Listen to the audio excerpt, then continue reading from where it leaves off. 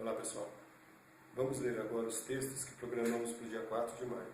Os textos são Atos 16, de 1 a 15, Juízes 2 e Juízes 3 e Jó 34.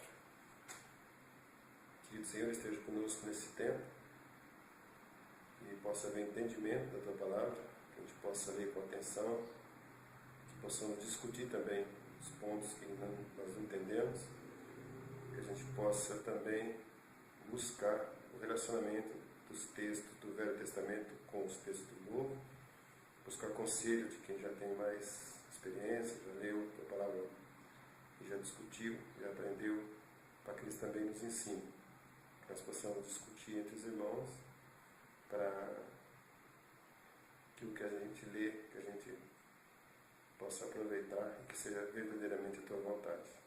Fica conosco em nome de Jesus. Amém. Bom, então vamos ver aqui Atos 16, de 1 a 15. Chegou também a Derbe e a Listra.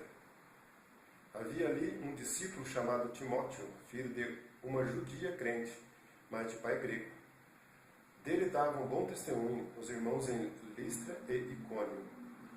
Quis Paulo que ele fosse em sua companhia, e por isso circuncidou-o por causa dos judeus daqueles lugares, pois todos sabiam que o pai era grego. Ao passar pelas cidades, entregavam aos irmãos para que as observassem as decisões tomadas pelos apóstolos e presbíteros de Jerusalém. Assim, as igrejas eram fortalecidas na fé, e dia a dia aumentavam em número.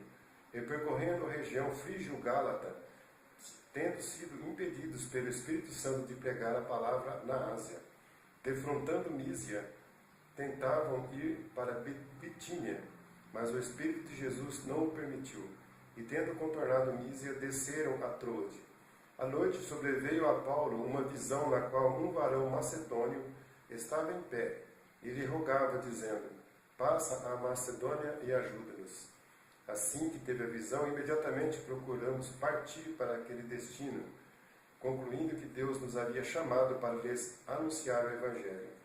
Tendo, pois, navegado de Troade, seguimos em direitura a Samotrácia, no dia seguinte a Neápolis, e dali a Filipos, cidade da Macedônia, primeira do distrito e colônia.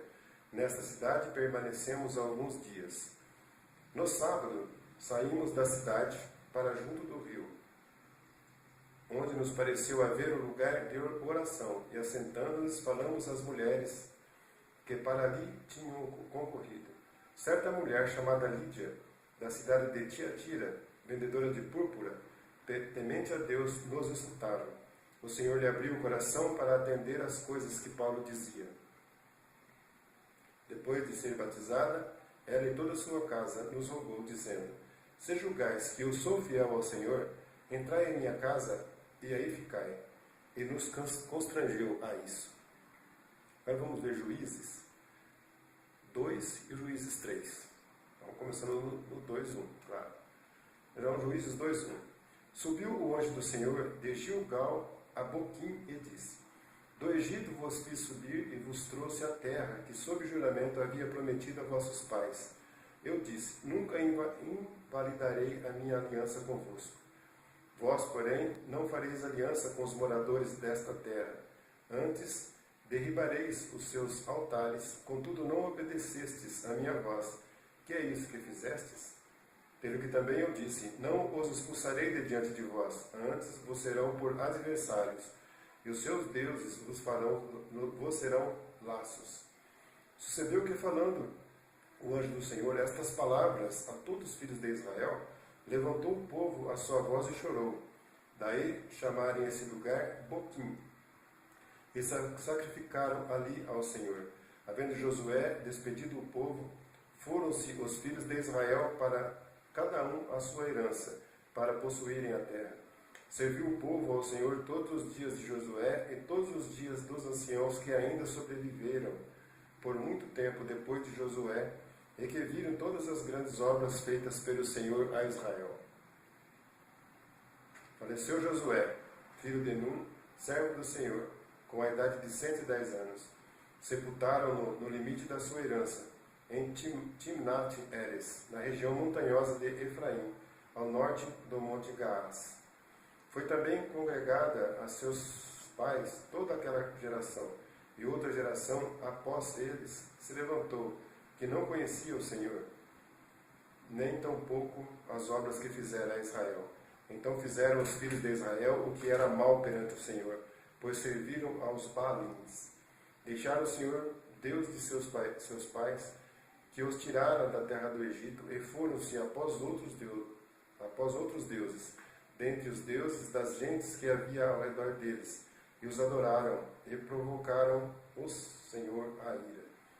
Porquanto deixaram o Senhor e serviram a Baal e a Astarote, pelo que a ira do Senhor se acendeu contra Israel, e os deu na mão dos espoliadores, que os pilharam, e os entregou na mão dos seus inimigos ao redor, e não mais puderam resistir a eles.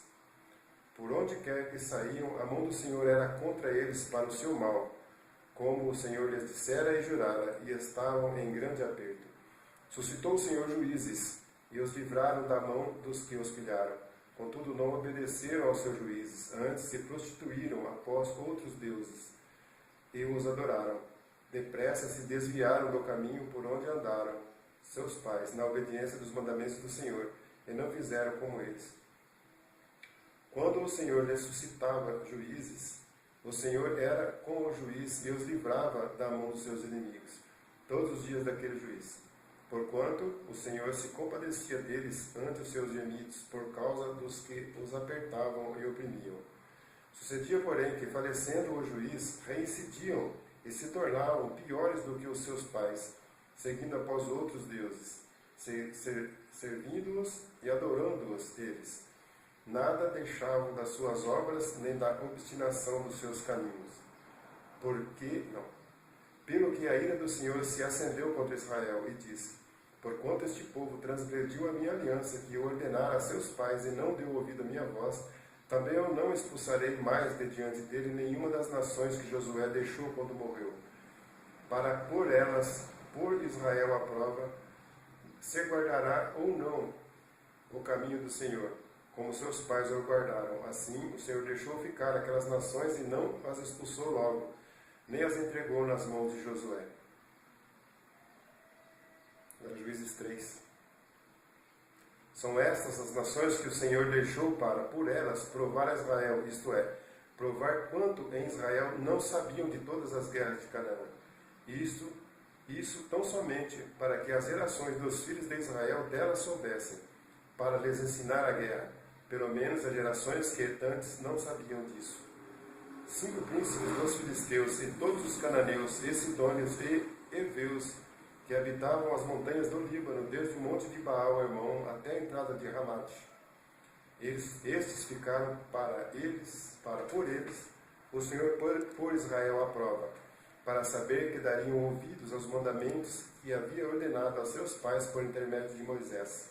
Habitando, pois, os filhos de Israel no meio dos cananeus, dos heteus e amorreus, e ferezeus e heveus e jebuseus, tomaram as suas filhas para si por mulheres e deram suas próprias aos filhos deles, e rendiam culto aos seus deuses. Os filhos de Israel fizeram o que era mal perante o Senhor, e se esqueceram do Senhor, seu Deus, e renderam culto aos Baalins e ao poste ídolo. Então a ira do Senhor se acendeu contra Israel, e ele os entregou nas mãos de Cusã-Risataim, rei da Mesopotâmia. E os filhos de Israel serviram a Cusã-Risataim 8 anos. Clamaram ao Senhor os filhos de Israel, e o Senhor lhes suscitou o libertador, que os libertou, Otniel, filho de Kenaz, que era irmão de Caleb, o mais novo do que ele, e mais novo do que ele. Veio sobre ele o Espírito do Senhor, e ele julgou a Israel. Saiu a peleja, e o Senhor lhe entregou nas mãos a Cusã-Risataim, rei da Mesopotâmia, contra o qual ele prevaleceu. Então a terra ficou em paz durante 40 anos. Otniel, filho de Kenaz, faleceu. Tornaram então os filhos de Israel a fazer o que era mal perante o Senhor. Mas o Senhor deu poder a Eglon, rei dos Moabitas, contra Israel, porquanto fizeram o que era mal perante o Senhor. E ajuntou consigo os filhos de Amon e os amalequitas, e foi e feriu a Israel, e apoderaram-se da cidade das palmeiras. E os filhos de Israel serviram a Eglon, rei dos Moabitas, 18 anos. Então os filhos de Israel clamaram ao Senhor, e o Senhor lhes suscitou o libertador. Eude, homem canhoto, filho de Gera, benjamita.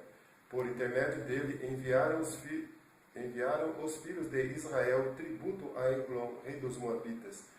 Eude fez para si um punhal de 2 gumes, do comprimento de um côvado, e cingiu-o debaixo das suas vestes do lado direito. Levou o tributo a Eglon, rei dos Moabitas. Era Eglon homem gordo.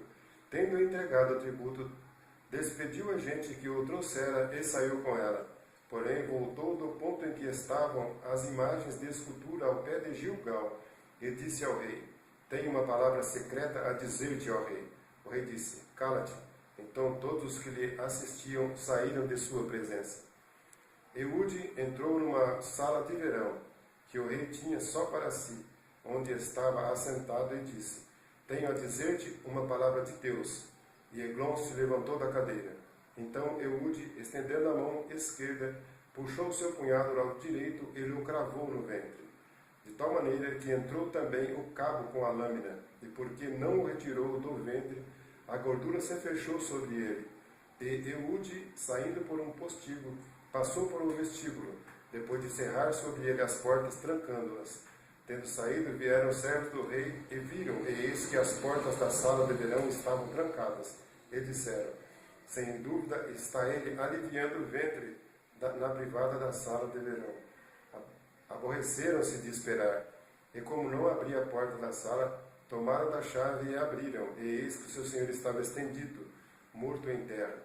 Eude escapou, enquanto eles se demoravam, e tendo passado pelas imagens de escultura, foi para Seirá. Tendo ele chegado, tocou a trombeta nas montanhas de Efraim, e os filhos de Israel desceram com ele das montanhas, indo ele à frente. E lhes disse: Segui-me, porque o Senhor entregou nas nossas mãos os vossos inimigos, os Moabitas, e desceram após ele, e tomaram os vales do Jordão contra os Moabitas, e a nenhum deles deixaram passar. Naquele tempo feriram dos Moabitas uns 10.000 homens, todos robustos e valentes, e não escapou nenhum sequer. Assim foi Moabe subjugado, naquele dia, sob o poder de Israel, e a terra ficou em paz 80 anos. Depois dele foi Sangar, filho de Anate, que feriu 600 homens dos filisteus, com uma aguilhada de bois. E também ele libertou Israel. Agora vamos ver Jó 34. Disse mais Eliú: Ouvi, ó sábios, as minhas razões. Vós, instruídos, inclinai os ouvidos para mim. Porque o ouvido prova as palavras, como o paladar a comida. O que é direito, escolhamos para nós. Conheçamos entre nós o que é bom. Porque Jó disse: Sou justo, e Deus tirou o meu direito. Apesar do meu direito, sou tido por mentiroso. A minha ferida é incurável, sem que haja pecado em mim. Que homem há como Jó, que bebe a zombaria como água, e anda em companhia dos que praticam a iniquidade e caminha com homens perversos? Pois disse: De nada aproveita o homem o comprazer-se em Deus, pelo que vós, homens sensatos, escutai-me. Longe de Deus o praticar ele a perversidade, e do Todo-Poderoso o cometer injustiça. Pois retribui ao homem segundo as suas obras, e faz que a cada um toque segundo o seu caminho. Na verdade, Deus não procede maliciosamente, nem o Todo-Poderoso perverte o juízo. Quem lhe entregou o governo da terra? Quem lhe confiou o universo? Se Deus pensasse apenas em si mesmo, e para si recolhesse o seu espírito e o seu sopro, toda a carne juntamente expiraria, e o homem voltaria para o pó. Se, pois, há em ti entendimento, ouve isto. Inclina os ouvidos ao som das minhas palavras. Acaso governaria o que aborrecesse o direito? E quererás tu condenar aquele que é justo e poderoso? Dir-se-á ao rei: ó vil, ou aos príncipes: ó perversos? quanto menos aquele que não faz acepção das pessoas de príncipes, nem estima ao rico mais do que ao pobre, porque todos são obras de suas mãos. De repente morrem à meia-noite, os povos são perturbados e passam, os poderosos são tomados por força invisível. Os olhos de Deus estão sobre os caminhos do homem e veem todos os seus passos. Não há trevas nem sombra assaz profunda, onde se escondam os que praticam a iniquidade. Pois Deus não precisa observar por muito tempo o homem antes de o fazer ir a juízo perante ele. Quebranta os fortes sem os inquirir, e põe outros em seu lugar. Ele conhece, pois, as suas obras, de noite os transtorna e ficam moídos. Ele os fere como a perversos à vista de todos, porque deles se desviaram e não quiseram compreender nenhum dos seus caminhos. E assim fizeram que o clamor do pobre subisse até Deus, e este ouviu o lamento dos aflitos. Se ele aquietar-se, quem o condenará? Se encobrir o rosto, quem o poderá contemplar, seja um povo, seja um homem? Para que o ímpio não reine, e não haja quem iluda o povo, se alguém diz a Deus, sofri, não pecarei mais. Ou que não vejo, ensina-me tu. Se cometi injustiça, jamais a tornarei a praticar. Acaso deve ele recompensar-te segundo tu queres ou não queres? Acaso deve ele dizer-te, escolhe tu e não eu? Declara o que sabes, fala. Os homens sensatos dir-me-á o sábio que me ouve. Já falou sem conhecimento. De novo, Jó falou sem conhecimento, e nas suas palavras não há sabedoria. Tomara fosse Jó provado até o fim, porque ele respondeu como um homem de iniquidade. Pois ao seu pecado acrescenta rebelião. Entre nós, com desprezo, bate palmas e multiplica as suas palavras contra Deus. Assim é.